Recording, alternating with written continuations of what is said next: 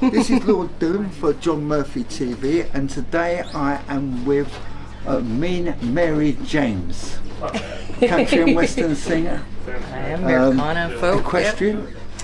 Yes, I do love my horses. And writer.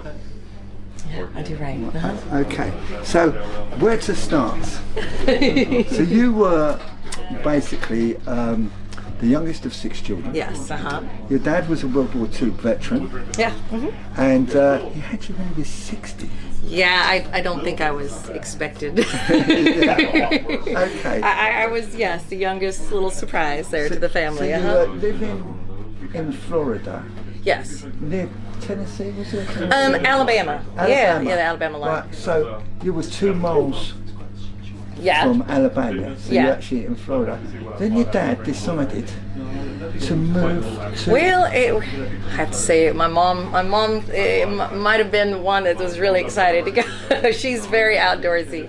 My mom used to catch snakes for a living and all this kind of stuff. Yeah, well, we're going to get to that later, because I read that and I couldn't believe they used to send you out for snakes. Send out the kids, go catch the venomous snakes. No. So we're going to get to that later. So the weather's nice in Florida. It is, yes. So he moves to the border of Canada. Right, yeah, I know. My parents were so excited they were so disappointed because we couldn't move right away, and they were having all this terrible weather, all this snow and these storms. They wanted to be in all of this crazy weather for the adventure of it. So you were living under a piece of plastic. Yeah, this queen tent. In the middle of nowhere, no neighbors, no nothing. Yeah, just out in the boonies, as we call it, and we didn't have no electricity and just an axe, and so the older kids and everybody was out cutting down trees to make a log cabin, log cabin, yes, and we eventually got that built right before. That's still there, that log cabin? Ooh, maybe part of it is. Okay. And it was just good old-fashioned chinking and the whole works, and we moved in right before it got really, really cold. But we had a wood stove, and Mom would stay. It must have been about 20 below freezing. Yeah, it was. How did you? I mean, people here complain when it's cold and they've got central heating. I know. It's funny how your perspective is different. How old were you at this point? I would be about 4, I guess, 4 and 5 around the times we were in Minnesota. Okay. Yeah. So you're in this thing. You basically nearly built your log cabin, and then a bear attacks the tent you were in. We had a bear that had been kind of coming around the area.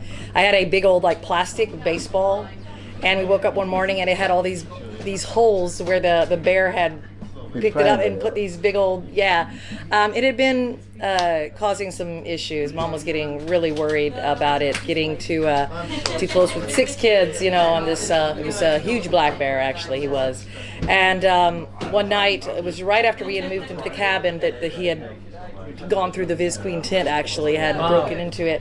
So she one night when he was making all sorts of fuss, she came out the door with my dad was legally blind, but he was right there too, gonna help her. She's like, what's he gonna do? Wrestle the bear down? But she just said she basically just took a shot from the hip as it was coming at, and it turned and ran and found so you didn't kill it? Because that would have been my next question. What the bloody hell did you do with it? They found it the next morning. They tracked it down, and it had died. Okay. Just further out in the woods, it was actually it was 7.5 feet tall. Wow. Which would have been almost a record at the time for a black bear. Wow. To be that big. So she kept the hide. And the skull and the claws and such. And then during the move, it actually got ruined. One of our moves, it got mildewed when we were traveling, got some water on it. So she lost that. She was kind of heartbroken about it. But yeah, we ate bear. You ate bear? We ate everything. Really? We hunted. I was gonna actually ask. Did you eat the bloody bear? Yeah. We didn't waste it. Mom would never have wasted anything like that. No. So anything that we had wild animal wise. So after this, you moved back to. We were in Florida again for a while, and then I was in Alabama. I did a music show there. Okay, but before that, your brother sent you a guitar. Is that when you first started learning instruments? It was in Minnesota that I first started playing music. My oldest brother was in the Navy. He had just joined the military, and he sent back home a guitar that the strings are about this far from the neck, and he also sent back a little battery. He brought back a little battery-powered tape player because we didn't have electricity still, and it had these little homemade cassettes, you know, of all the songs that he liked. Okay. Like it was like Dolly Parton and Hank Williams Jr. and a lot of country artists and such. And I guess my parents kind of saw that I vocally did all the music, like I would sing along, and then I would do the instrumentals. I would, you know, vocally do that too, and always rock into the rhythm. And so they started teaching us kids on the guitar how to play. And who actually taught you? Your mother? Did she know? She did. She learned. She had books, some books that she taught me how to read music. When you were in this cabin, apparently you read loads and loads of books. Yeah. That was definitely. Did you ever go to school? I did. I was in kindergarten, first and second grade, and then I went into homeschool because I was touring, playing music, so it just didn't work for that, you know, to stay in school and play music. So I went on you ended up. Tell us how you got onto this. You got onto some sort of like local TV show. How did that happen? So it was a country boy show, and I know there's a clip of me. The other thing, can you tell us a timeline? What era this was? Oh gosh, the first time I was on the show would have been 6 or 7, I think. I did like a guest appearance on it. And then later I came back and I was there every morning for like 2 years or whatever. I was like the female vocalist on his show. So what era was it? Was it 70s, 80s, 90s? It was 2000, of course. 2000, I was only oh, right, okay. It was actually I was born in 80, so this would have been the late 80s. Okay, so I got that established because I've got no idea how old people are. Or yeah. Anything, you know. Nobody knows anymore. Yeah. Anyway, so right, okay, so. You're doing the music with your brother, and you start getting some success. Yeah. And then you decide you want horses. Yes, well, of course, he doesn't want a horse, right? You know. Well, me personally. Okay. Well, I've actually eaten a horse in France. Have you really? Yeah, Oh my goodness! And I was disgusted when I found out it was a horse. It was horse. Yeah, that's But it happens. Yeah, I guess. But there you go. It was a bad accident. I was like, I'll never eat in France again. Oh, okay. Right. So tell us about how you persuaded your mum to get you horses, because you got more than one horse, and they were expensive horses. They weren't expensive horses. They were. My horse was a mix, a thoroughbred and a Tennessee Walker.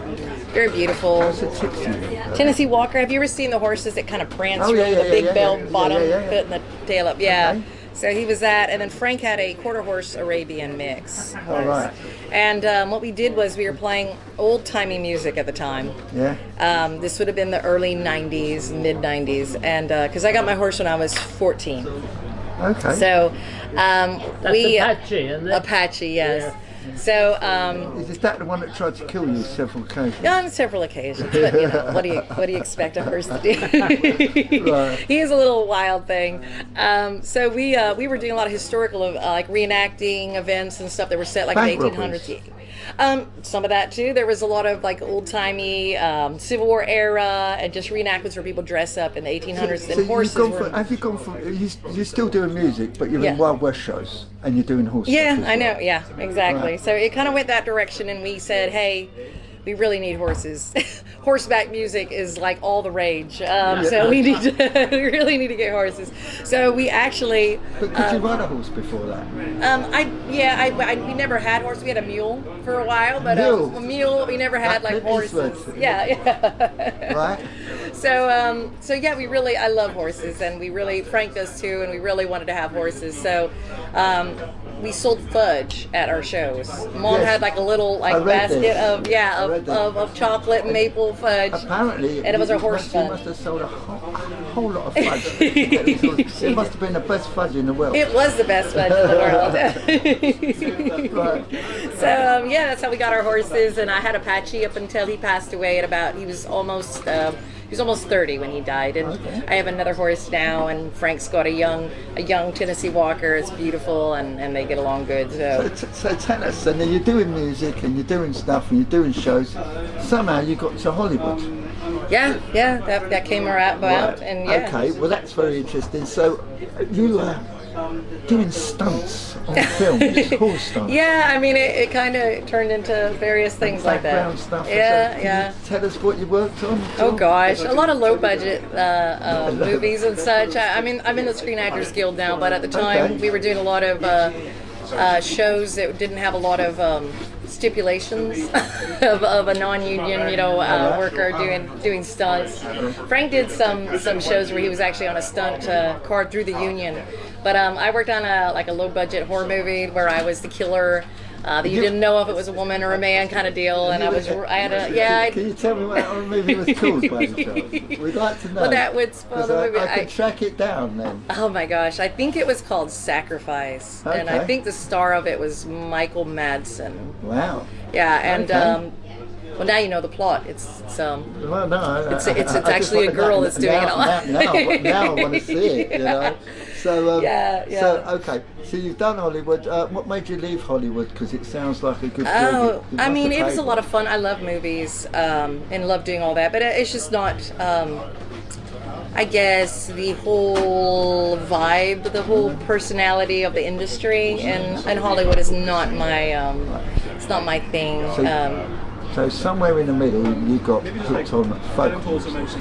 Yes. Can you tell us about that? Was that before Hollywood or after Hollywood? It was kind of during it, actually. We recorded an album that had a lot of folk songs on it, some originals as well, and I wasn't doing as much music when we lived in California, and it's such a me kind of place. You don't really make real connections of people that are legitimately not just out there trying to caring only to meet people that can help them succeed in the film industry or whatever. It's just not there's nice people in Hollywood, don't get me wrong, but the majority of it is all about making connections and stuff, and it gets tiresome. I'm just not that kind of person. I don't really schmooze. I only want to talk to people that I want to talk to because we're having a conversation, we like each other, that kind of thing. So you made 18 albums altogether in your life. 18, is it? That's right. Right, now, after Hollywood, you went career focused. Yeah. Yeah, and you basically started making a lot of success for yourself. I did, yeah. Can you tell us a little bit about the success? Well, it's just, I mean, it's been a great roller coaster ride of success in the music, and a lot of it though is thanks to social media and YouTube, my videos. The accident. This is what we that. Oh goodness, because yeah. I read that and I couldn't even believe what happened. Yeah. You were in somebody's car and they were driving somewhere. Where were they driving to? Well, actually, it was Valentine's Day, if I'm not mistaken, and we were driving somewhere, and the driver, he just lost. It was raining. And it was one of those things, accelerated a light to get into the other lane, and he just lost control in the wet. And you cracked your throat? I hit the dash with my... your head went through the windshield. I hit the windshield, and I hit the dash with my neck, and... the thing is, he phoned your parents up and said you were dead. Yeah, he was a little bit, I'm sure, in shock, and that was not a very good night for my parents. Well, I'm sure it wasn't. What did they really were like? They must have been like, what? Yeah, dead? yeah. But apparently you weren't dead. I was not dead. In fact, well, I was. I hope not. I hope this is all. Gosh, it's one of those things, how people talk about, like those moments of where they see a tunnel and all this stuff. It wasn't like that, but I was, when I was unconscious or whatever, it was like, I just remembered when I woke up, this most peaceful feeling, like I was having the greatest dream. So I know everybody else is all going through this horrible experience, and I was obviously having wonderful dream, just la la la la, unconscious. But when I woke up, I couldn't speak. Because it was, and they were putting me on the stretcher, and they were taking me into the ambulance. And did you have? You must have had broken arms and broken legs. I didn't. I was sore, but no, it was all my throat. It was just my main damage was paralyzed vocal cords. So this must, in your career, this must have been like proper shit. It was. It really was. Okay. Yeah. And so, what did you do to recover? And Well, I still played because I had show obligations and stuff. So I just played music and played instruments. I was a little beat up after the accident, but I wasn't no broken bones. So it was exhausting, but it was just the throat. They told me that I would likely never receive any kind of motion on this side of my throat again because you have your two vocal cords. And this one was completely paralyzed, so this vocal cord had to stretch to make sound to hit the other one. And luckily I was a singer, so they said my voice was more limber, so it was able to get more out of my throat. As I healed up a little bit, I was able to toggle, kind of like a one note register kind of deal. And so you couldn't talk either? I wrote down a bit. It hurt all the time. I heard you singing earlier, so you must have recovered. Because your voice is bloody great. You know what I mean? I'm thinking because I read this and I'm thinking, and it doesn't seem to. So how long did it actually take you altogether to recover from that? Well, there was a lot of prayer involved, and I worked. I was very kind to myself on that regard. I worked my voice a lot, took a lot of hot Epsom baths, and just took it really slow vocally. I did the stress. I did a little vocal therapy, and just tried to be hopeful in that mindset. And miracle of miracles, in 6 months when I went to the doctor again, after multiple times in between there where there was no movement, but at that 6 month point roughly, I went to a specialist, and he saw just the slightest bit of movement in the vocal cord, saying that, okay, so it appears not to be paralyzed because we actually are seeing some movement. And that was actually my last visit with the doctor about it. I'm like, okay, it's moving, it's not paralyzed, so we're going forward. Right. While we're here, I want to get back to the snakes. Oh gosh, oh yeah. Okay. So your mum was making money from collecting lizards, snakes, for venom? Well, originally she saw an ad in the paper that said like little frogs and stuff to catch. Yeah. Like paid a nickel a piece. She thought that'd be fun, just us kids, and stuff, to go collect frogs and stuff that they needed. But the first thing that was found was a snake. And it was a black snake, I believe. And she caught that, and they turned it in for money. Okay, because we're English. Yeah. How'd you go about catching a snake? It's not like so there must be a technique somewhere. Well, she carried a rake, and you pin its head down kind of, and then she would get it, and she kept these bags that she kept tied to her belt for the non-venomous ones. To me, that doesn't sound like a good plan. Relying on a rake. You know what I mean? I said I would sort of like get one of those big things. You know what I mean? And sort of like from a big distance and look at it. But a rake. Yeah. I don't think I would have a lot of faith in a rake technique. Well, most of the time the snakes are non-venomous. We do have the diamondback that is the venomous one. She did catch a few rattlesnakes. Yeah, well, diamondback rattler. Yes, so she had some venomous ones. Did you ever catch any snakes? No, I was too young to really do the snake catching with everybody. Yes, my other siblings got to.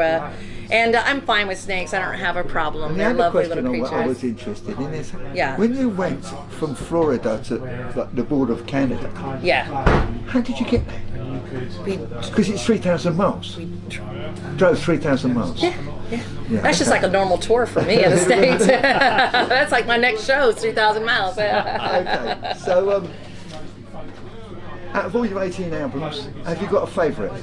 Because most people say I like them all, but, you know what I mean? I always like the newest one. Right now I'm the newest one because you just put all the work into it. And sweat. Tell us about the newest one, and tell us your favourite song on the newest one. Oh my goodness. Well, I did a part 1 and a part 2. So 2022 is part 1, and then this last year was part 2. Okay. So I had all these songs. I had 25 songs that I was going through, and I thought they all kind of fit this idea of a portrait of a woman.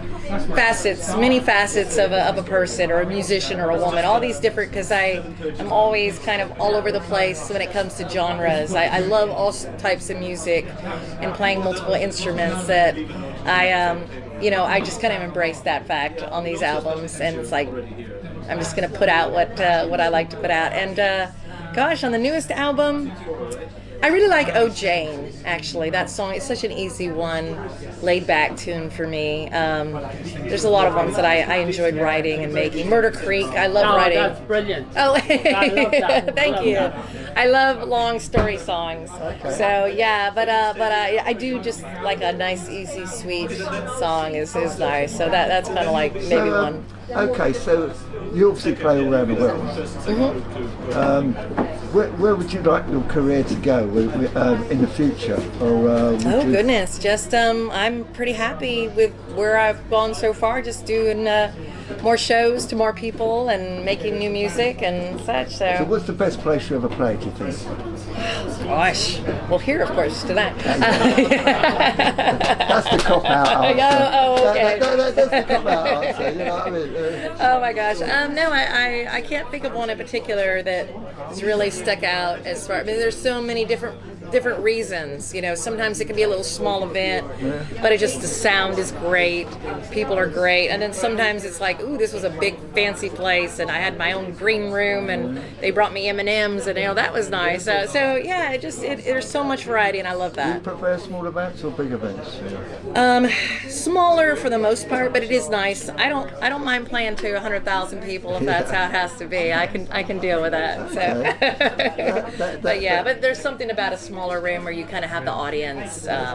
You can kind of talk almost back and forth. I'm trying that to way. keep it to the time limit, but John, have you got any questions for Mary? This is like going to be the third time I've seen you. I met your mum the first time. Okay. That was the only time I met her. Oh, okay. How is she, anyhow? She's great. She just turned 80 last month, and she's just going strong. She's still writing books. She is. We're going to have a new one coming out soon. You and help her write them, don't you? What's that? You help her write the books, don't you? We co-write books and such, and we co-write songs. So yeah, she's awesome. She's you can't keep her down, that's for sure. I tell her you need to slow down a little bit. You don't need to be out there with a chainsaw and building things. She's like, no, this is what keeps me young. Let her go for it, man. Yeah. She's only here once. That's right. That's right. What sort of books does she write? Because you write books as well. You write Yeah, we co-write. They're kind of mystery, adventure, little romance. They're some of them are based off of her as a snake catcher. One of the characters. So yeah. Are they popular? Huh? Are they popular? Yeah, they do quite well. Yeah, at least hard copy. We do really good on selling. Well, basically, if all the other things, you can always go back to catching snakes. That's it. I know. Me and Mom, we start our own snake catching duo. That's a trade and a half. Right. Any more questions, John? Right, Mary, where are you playing next? Next, I will be back home in the States. I'm playing Surfa. It's a Southeast folk conference. Let's see. Some other places in Kentucky, I think, Missouri, and then I'll be, just a lot of different states in the U.S. I'll be at the rest of the summer. So. You're playing all the time, though. You're touring. Yeah, I tour quite constantly. Yes. I read that actually on your bio that you tour constantly. Yeah, I do. Are you ever at home? Have you got a home? Yeah, I live in Florida now. I moved from Nashville. I've been in Nashville for years, but we just moved back to Florida this year, and I get to be home a little bit. Let's see. We'll see how the future goes. I'd like to spend a little time, weeding the garden. Nashville is the big country and western place, obviously. Yeah, it is. It is. It's changed. We hear about it over here and sort of like that. It's, did you play the Great Old Opry and all those places? When I was a kid, I played like a special show there at the Ryman and such. But Nashville's definitely got that history. It's a great place to visit for sure. Okay. Any more, John? There's one guy, I think you know him. It's the grandson of I'm So Lonesome I Could Cry. You mean Hank Sr.'s Hank Williams Sr. His grandson? Hank 3. Yeah, Hank 3. Yeah. Brilliant. Is he still performing? What's that? Is he still performing? Who, Hank 3, you mean? Yeah. I'm not sure. I hadn't heard from in a while. I know he changed his genre of music. Yeah, I think so. But yeah, that's a good question. promotion. I don't know. I'm not positive about that. I'd I love was. to see him. Yeah, I bet. Yeah, my God. He'd rip it up, man. Yeah, he would. Have you got anything to say to your fans? No, just Come and see me. come and see me. Keep buying my music. Keep Yeah. listening on Spotify, and come see me live when you can. Cool, Mary. Thank you. Thank you so much. Appreciate it. It's a pleasure. Thank you, Mary. Thank you, John. Appreciate it, sweetheart.